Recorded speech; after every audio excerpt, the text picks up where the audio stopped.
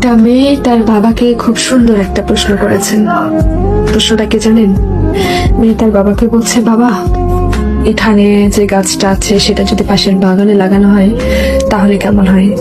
গাছটা কি বাঁচবে বা লাগানো যাবে কি? মেয়ের প্রশ্নের উত্তরে বাবা বলছে, বা ওটা তো আরো 4 বছরের পুরনো গাছ। ওই 4 বছরের পুরাতন গাছ যদি নতুন মাটিতে লাগানো হয় তাহলে মানিয়ে নিতে পারবে না, তো সেটা তো মারা যাবে। ওই মেয়ে তার চোখের জল ফেলে বাবাকে বলছে,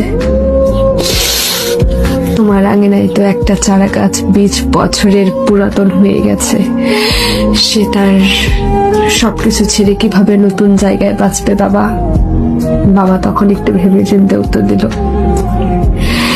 এই শক্তি একমাত্র পৃথিবীতে মেয়েদেরই আছে, তাই তো তারা কল্প বৃক্ষের সমান, যে নিজের সবকিছু ছেড়ে ছুড়ে নতুন জায়গায় মানিয়ে নিতে পারে, মানিয়ে নিয়ে সারা জীবন অন্যের জন্য বাঁচতে পারে। এটাই হলো মেয়ে মানুষ, এটাই হলো আমাদের মা জাতি।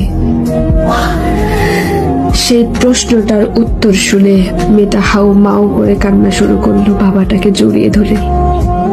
বাবাও কাঁদছে।